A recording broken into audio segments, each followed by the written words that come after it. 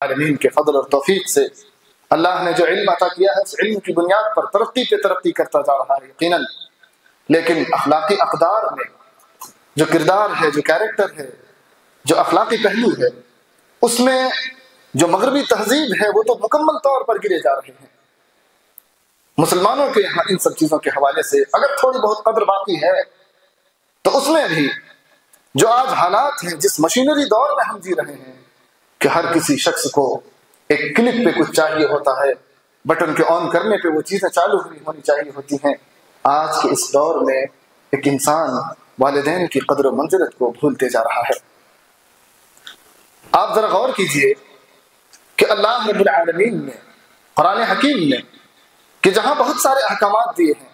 والدین کے مقام و مرتبے کو اس حال میں بھی بیان کیا کہ اگر تو والدین کفر اور شرک کی حالت میں بھی ہوں، والدین کی بات آتی ہے، اللہ رب العالمین نے بڑے احسن انداز میں حکم دیتے ہوئے اس شخص کو کہا کہ اگر شرک پر بھی ابھاریں تمہارے والدین تو دنیاوی معاملات میں ان کو بھولنا نہیں ہے کہ وہ تمہارے ماں باپ ہیں، تمہارے اس دنیا میں آنے کا ذریعہ ہیں۔ سورۃ البقرہ کی آیت نمبر 83 ہے۔ اللہ عز و جل نے فرمایا وَإِذْ أَخَذْنَا مِيثَاقَ بَنِي إِسْرَائِيلَ لَا تَعْبُدُونَ إِلَّا اللَّهَ وَبِالْوَالِدَيْنِ إِحْسَانًا۔ میثاق کہتے ہیں عہد و پیمان کو، کسی سے وعدہ کرا لینا۔ اللہ رب العالمین نے کہا کہ ہم نے، یاد کیجئے اس وقت کو جو قابل ذکر بات ہے، بنی اسرائیل سے ہم نے عہد و پیمان لیا اس بات کے لیے کہ لا تعبدون الا اللہ، اللہ کے سوا کسی کی عبادت نہ کرنا، وبالوالدین احسانا، اور والدین کے ساتھ احسان کرنا۔ احسان بھلائی کے کاموں میں سب سے اعلیٰ مقام ہے، بھلائی کے کاموں میں سب سے اعلیٰ مقام ہے۔ لا تعبدون الا اللہ وبالوالدین احسانا، اللہ کے سوا کسی کی عبادت نہ کرنا اور والدین کے ساتھ اچھا سلوک کرنا، اچھا برتاؤ کرنا، اچھے سے پیش آنا۔ اور کس کس انداز میں پیش آنے کا ذکر ہے وہ بھی انشاءاللہ آگے تذکرے میں آئے گا۔ سورۃ النساء کی آیت نمبر 36 میں اللہ عز و جل نے فرمایا وَاعْبُدُوا اللَّهَ وَلَا تُشْرِكُوا بِهِ شَيْئًا، یہاں بھی وہی عبادت کی بات، شرک سے روکنے کی بات،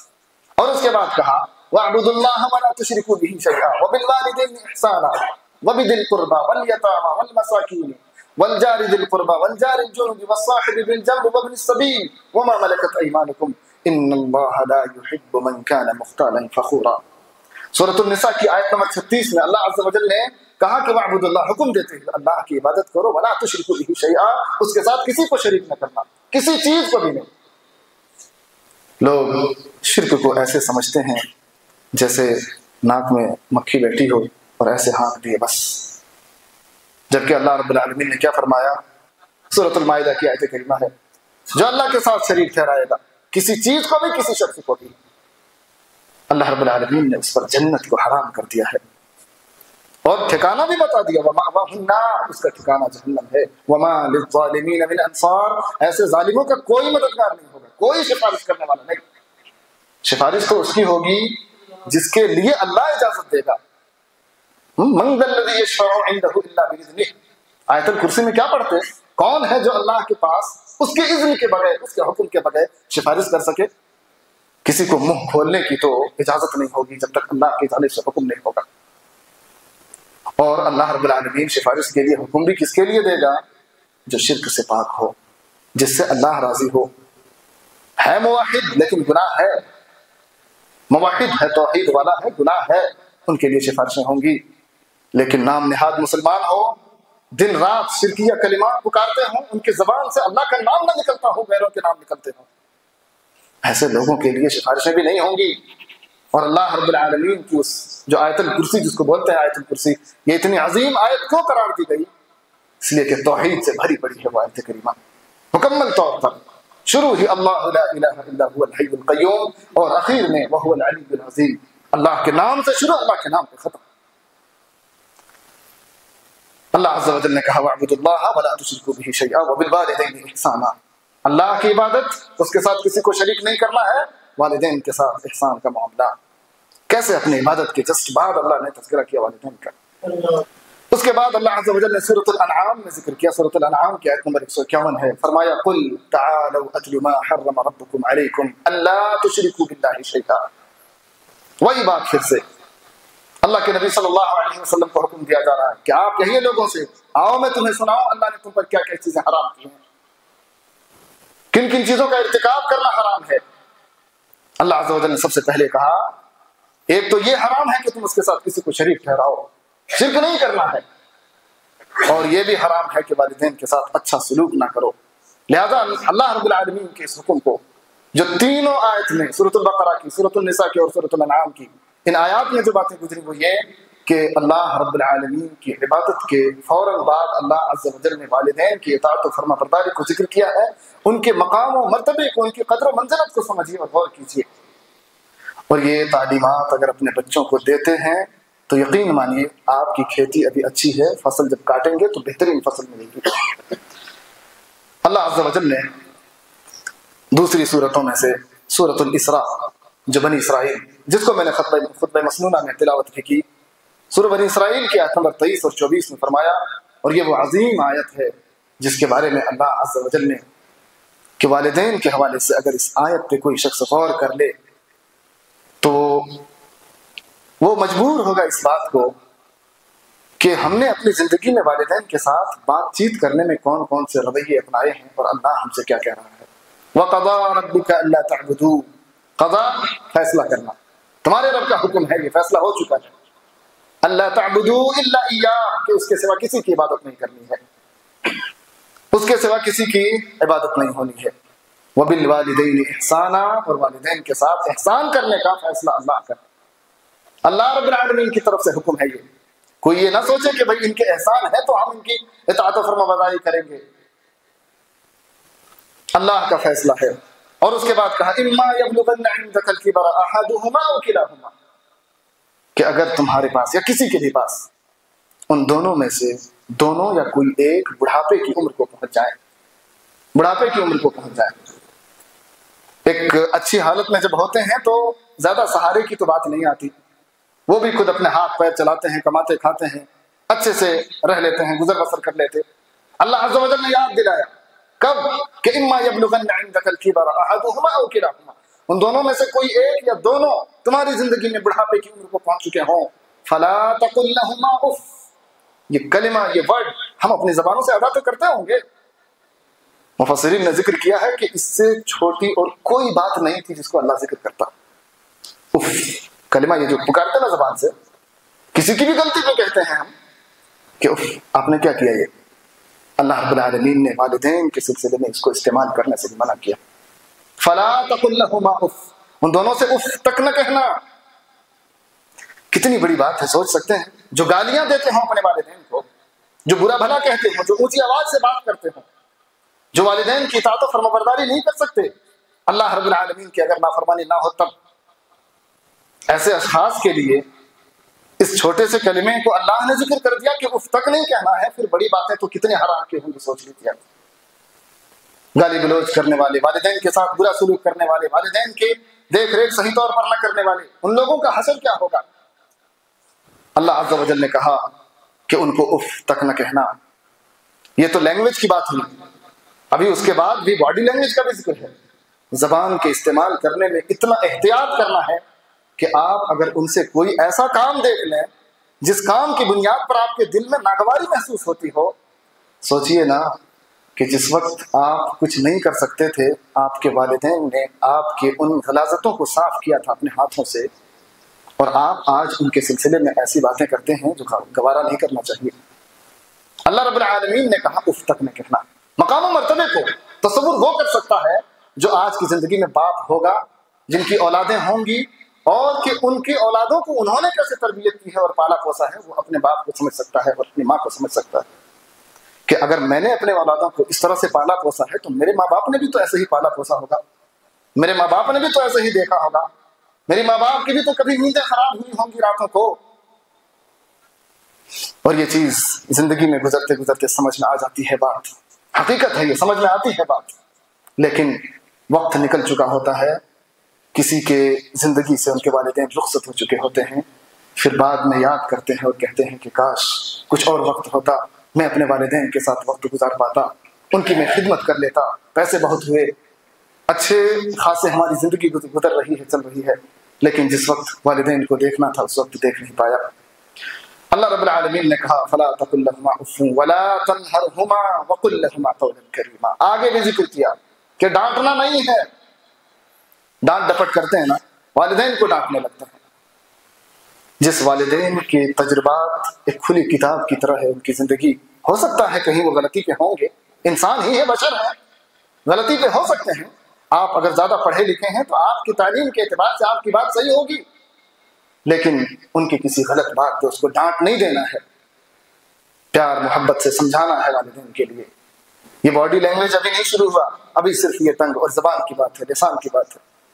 کہا کہ فلا ولا تنہرہما وقل لہما قولا کریما، ان سے بھلی بات کہنا، بڑے شریفانہ انداز میں، بڑے ہی اچھے انداز میں ان سے گفتگو کرنی ہے، بات چیت کرنی ہے۔ اور اس کے بعد آگے کہا، اب باڈی لینگویج کی بات آ رہی ہے، وَخْفِضْ لَهُمَا جَنَاحَ الذُّلِّ، عاجزی کے، خاکساری کے پر کو بچھا دینا ہے ان کے سامنے۔ اس کو کہتے ہیں کہ زبان تو استعمال کرنے کے بارے میں اللہ نے کہہ دیا، پھر اپنے جسم کو بھی کہا کہ ان کو اپنے جسم کو ان کے سامنے کیسے اکڑ کر کے نہیں کھڑا ہونا ہے والدین کے سامنے۔ جن والدین نے اپنے کندھوں پہ بوجھ اٹھا اٹھا کر کے تمہیں کسی لائق اور قابل بنایا ہے، ان کے والدین کے سامنے اکڑ کر کے کھڑا ہونے سے پہلے 10 بار سوچ لینا چاہیے کہ کن دکھوں اور تکلیفوں اور مصیبتوں کو برداشت کر کے بچوں کو تعلیم دلاتے ہیں اور پڑھاتے لکھاتے ہیں، اور ایک مقام پانے کے بعد پھر وہ والدین کو ایسے اگنور کرتے کہ وہ والدین ہیں نہیں، ان کی زندگی میں پھر اولادیں نہیں ہیں، ان کو بھی وہ مقام و مرتبہ دکھاتا ہے اللہ رب العالمین۔ اس لیے اللہ عز و جل کے اس فرمان کو یاد کیجئے، سورہ بنی اسرائیل کی آیت نمبر 23 اور 24، اللہ نے زبان کے سلسلے میں استعمال کرنے کو کیسے کہا، پھر ڈانٹنے ڈپٹنے سے منع کیا، پھر یہاں تک کہا کہ وَخْفِضْ لَهُمَا جَنَاحَ الذُّلِّ، عاجزی کے، خاکساری کے، تواضع انکساری کے پہلو کو ان کے سامنے جھکائے رکھنا، پھیلائے رکھنا، اپنے بازوؤں کو ان کے سامنے پھیلا کے رکھنا۔ کس لیے کہ اللہ رب العالمین نے جن کی اطاعت و فرما برداری کو اس شدید حکم کے ساتھ ارشاد فرمایا، اگر وہ کبھی ایک زبان سے اطاعت و فرما برداری کے لیے کہے اور میں جھک پڑوں ان کے لیے، اس کے بعد اللہ عز و جل نے اخیر میں کیا فرمایا، وَخْفِضْ لَهُمَا جَنَاحَ الذُّلِّ مِنَ الرَّحْمَةِ، رحمت کے، یعنی ایک انسان کے اندر جب والدین نے ان کے ساتھ رحم و شفقت کا معاملہ کیا ہے، والدین بھی کبھی اس مقام پر پہنچ جاتے ہیں کہ ان کے ساتھ بھی رحم و کرم کا معاملہ کیا جائے، ان کے ساتھ بھی رحمت و شفقت کا معاملہ ہو۔ اللہ رب العالمین نے آگے کہا وَقُلْ رَبِّ ارْحَمْهُمَا كَمَا رَبَّيَانِي صَغِيرًا، اور یہ اللہ کے نبی صلی اللہ علیہ وسلم سے کہا کہ کہیے اپنے رب سے دعا کرتے ہوئے کہ اے ہمارے رب، اے ہمارے رب، تو ان دونوں پر ویسے ہی رحم و کرم فرما جس طرح سے انہوں نے بچپنے میں مجھے پرورش کی ہے، پالا پوسا ہے۔ بچپنے میں کیسے بچوں کو پالتے ہیں، جن کے بچے ہوں وہ بخوبی جانتے ہیں، اس کو بیان کرنے کی ضرورت نہیں ہے، کن کن حالات سے ہو کر کے گزرنا پڑتا ہے والدین کو بچوں کی تربیت کے لیے، بچوں کی پرورش کے لیے۔ اور والدین کی ولادت کے وقت کو ذکر کیا ہے اللہ رب العالمین نے۔ سوچئے تو صحیح، جس ماں نے جنم دیتے ہوئے تکلیفیں اٹھائی تھیں، اس ماں کو اگر کوئی ایک گالی کہہ کر کے استعمال کرتا ہو، اس بدبخت کو اس دنیا کے اندر ہی سما جانا چاہیے تھا، ختم ہو جانا چاہیے تھا۔ جس چیخ مار کر کے اپنے بطن سے نکالا تھا تمہیں، اللہ رب العالمین نے سورہ بنی اسرائیل کی ان دونوں آیات میں بڑے واضح انداز میں انسان کو حکم دے دیا ہے کہ انسان اپنی زبان کو کیسے استعمال کرے اپنے والدین کے ساتھ، اور اپنے باڈی لینگویج کیسا رکھے، یہ دونوں چیزیں، اور اس کے ساتھ ایک دعا بھی سکھا دی کہ جہاں تم اللہ رب العالمین کے لیے ذکر و اذکار کرتے ہو، اس دعا کو بھی اپنی زبان پہ ہمیشہ جاری رکھنا کہ رب ارحمہما کما ربیانی صغیرا، زندگی میں ہو تب بھی، زندگی سے رخصت ہو گئے ہوں والدین تب بھی، رب ارحمہما کما ربیانی صغیرا، کہ ہمارے رب تو ان دونوں پر رحم و کرم فرما، اس زندگی میں ہے تب بھی اور گزر گئے تب بھی۔ دعا کرتے رہیے ان کے لیے کہ جنہوں نے بچپنے میں مجھے پالا ہے اور بوسا ہے، تربیت کی ہے میری۔ اللہ رب العالمین نے سورۃ الکہف کی آیت نمبر 80 اور 81 میں اس بچے کے سلسلے میں ذکر کیا ہے کہ جس بچے کو خضر علیہ السلام نے قتل کر دیا تھا۔ اللہ رب العالمین نے فرمایا وَأَمَّا الْغُلَامُ فَكَانَ أَبَوَاهُ مُؤْمِنَيْنِ فَخَشِينَا أَن يُرْهِقَهُمَا طُغْيَانًا وَكُفْرًا۔ اس غلام کے قتل کرنے کے پیچھے، یعنی اس بچے کے قتل کرنے کے پیچھے جو ریزن بتلایا اللہ رب العالمین کے حکم سے، وہ یہ کہ ہم اس بات سے ڈرے تھے کہ کہیں یہ بچہ آگے چل کر کے اپنے والدین کا سرکش اور نافرمان نہ ہو جائے، اس لیے ہم نے یہ چاہا فَأَرَدْنَا أَن يُبْدِلَهُمَا رَبُّهُمَا خَيْرًا مِّنْهُ زَكَاةً وَأَقْرَبَ رَحْمًا، کہ اللہ رب العالمین ان کے لیے اس سے بہتر بچہ دے دے کہ جو ان کے لیے زیادہ رحم دل ہو اور ان کے ساتھ اچھا سلوک کرنے والا ہو۔ والدین کے مقام و مرتبے کے لیے اللہ رب العالمین نے اس چیز کو بھی کر دکھایا اس دنیا کے اندر۔ سورۃ العنکبوت آیت نمبر 8 میں فرمایا وَوَصَّيْنَا الْإِنسَانَ بِوَالِدَيْهِ حُسْنًا، وَإِن جَاهَدَاكَ لِتُشْرِكَ بِي مَا لَيْسَ لَكَ بِهِ عِلْمٌ فَلَا تُطِعْهُمَا۔ اللہ عز و جل نے کہا کہ ہم نے انسانوں کو وصیت کر دی ہے، حکم دے دیا ہے کس بات کا؟ کہ والدین کے ساتھ اچھا سلوک کرنا ہے، سورۃ العنکبوت کی آیت نمبر 8۔ اور کہا کہ والدین کی اطاعت کو مد نظر رکھتے ہوئے پھر ایک بات یاد دلائی ہاں کہ جب شریعت کی بات آئے، دین کا معاملہ آئے، توحید اور شرک کی بات آئے اور وہاں والدین شرک کے لیے ابھاریں، وَإِن جَاهَدَاكَ لِتُشْرِكَ بِي مَا لَيْسَ لَكَ بِهِ عِلْمٌ، اس معاملے میں کہ جس کے بارے میں تمہیں علم نہیں ہے، شرک کے لیے تمہیں کہہ رہے ہوں، اللہ عز و جل نے کہا فَلَا تُطِعْهُمَا، ان کے ساتھ پھر تمہیں اطاعت کا معاملہ نہیں کرنا۔ کس معاملے میں؟ صرف اس معاملے میں کہ جو دین کا معاملہ آیا، اللہ کی اطاعت اور نافرمانی کی جب بات آ گئی، پھر والدین کی نہیں، دنیاوی معاملات میں ان کے ساتھ اچھا معاملہ کرنا ہے۔ اس کا ذکر اللہ عز و جل نے سورۃ لقمان میں فرمایا، سورۃ لقمان کی آیت نمبر 14-15 ہے۔ اللہ رب العالمین نے فرمایا وَوَصَّيْنَا الْإِنسَانَ بِوَالِدَيْهِ حَمَلَتْهُ أُمُّهُ وَهْنًا عَلَى وَهْنٍ وَفِصَالُهُ فِي عَامَيْنِ أَنِ اشْكُرْ لِي وَلِوَالِدَيْكَ إِلَيَّ الْمَصِيرُ۔ اللہ عز و جل نے وہی وصیت والی بات، وصیت نامہ لکھا ہوا ہے، اس وصیت کو دیکھیے، زمین و جائیداد کے وصیت نامے کو دیکھنے اور لڑنے جھگڑنے کو تیار رہتے ہیں۔ اللہ عز و جل نے والدین کے لیے جو وصیت نامہ دیا ہے کہ ان کے ساتھ کیسا سلوک کرنا ہے، فرمایا کہ ماں نے ان کو حمل میں رکھا، تکلیفوں پر تکلیفیں اٹھا کر کے، تکلیفوں پر تکلیفیں برداشت کر کے ماں نے ان کو حمل میں رکھا، پھر ان کو جنم دیا، کس پریشانی کے ساتھ جنم دیتی ہیں وہ جانتی ہیں، اس کے بعد دودھ بھی پلائی کی مدت 2 سال۔ اللہ عز و جل نے کہا ان اشکر لی، میرا شکر گزار بنو، ولی والدیک، اور اپنے والدین کا شکریہ ادا کرنا، والدین کے ساتھ شکر گزاری کا معاملہ کرنا، والدین کے ساتھ اچھے معاملات، اچھے سلوک، اچھا برتاؤ، اچھا احسان، یہ سارے معاملات اللہ رب العالمین نے والدین کے لیے حکم دیا۔ اور اس کے بعد پھر کہا وَإِن جَاهَدَاكَ عَلَىٰ أَن تُشْرِكَ بِي مَا لَيْسَ لَكَ بِهِ عِلْمٌ فَلَا تُطِعْهُمَا وَصَاحِبْهُمَا فِي الدُّنْيَا مَعْرُوفًا۔ یہاں یہ بات پھر ذکر کر دی کہ اگر وہ شرک پر تمہیں ابھاریں تو ان کی بات نہیں ماننی ہے، لیکن دنیاوی معاملات میں ان کے ساتھ اچھا برتاؤ کرنا ہے۔ ماں باپ کافر بھی ہوں، ان کے کفر ان کے ساتھ ہے، دعوت کا کام کیجئے ان کے ساتھ، اگر وہ توحید پر آ جائیں تو بہت اچھی بات ہے، لیکن دنیاوی معاملات میں ان کا ساتھ نہیں چھوڑنا ہے، دنیاوی معاملات میں تب بھی ان کو دیکھنا ہے، ان کے ساتھ اچھے برتاؤ کرنے ہیں۔ اور اس کے علاوہ 10ویں سورت جو ہے سورۃ الاحقاف میں اللہ رب العالمین نے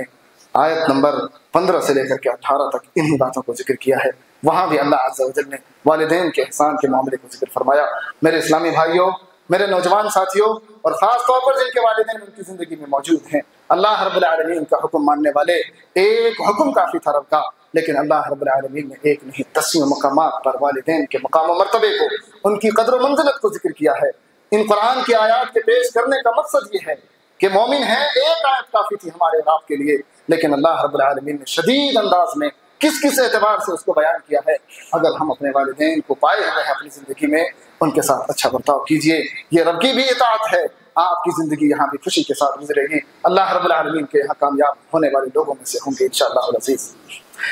ہم مزید آگے کے خطبات میں والدین کے حوالے سے جو احادیث میں موجود ہیں باتیں، ان کو بھی ذکر کریں گے۔ قرآن کی ان آیات میں جو سورۃ البقرہ آیت نمبر 83، سورۃ النساء آیت نمبر 36، سورۃ الانعام آیت نمبر 151، سورۃ الاسراء آیت نمبر 23 اور 24، اسی طرح سے سورۃ الکہف آیت نمبر 80 اور 81، سورۃ العنکبوت، سورۃ مریم آیت نمبر جہاں عیسیٰ علیہ السلام اور یحییٰ علیہ السلام کا ذکر ہے، اس کے علاوہ سورۃ العنکبوت آیت نمبر 8، سورۃ اللقمان آیت نمبر 14 اور 15، سورۃ الاحقاف آیت نمبر 15 سے لے کر کے 18۔ یہ وہ صورتیں ہیں جن میں آپ والدین کے حوالے سے اللہ کے حکم کو دیکھ سکتے ہیں، اللہ رب العالمین کے اس فرما برداری پر کہ جہاں رب کی بھی اطاعت ہو اور والدین کے ساتھ بھی اچھے معاملات ہوں، اپنی زندگی میں اس چیز کو شامل کر لیجئے۔ اللہ رب العالمین آپ کو یہاں بھی خوشحال رکھے گا اور کل قیامت کے دن بھی آپ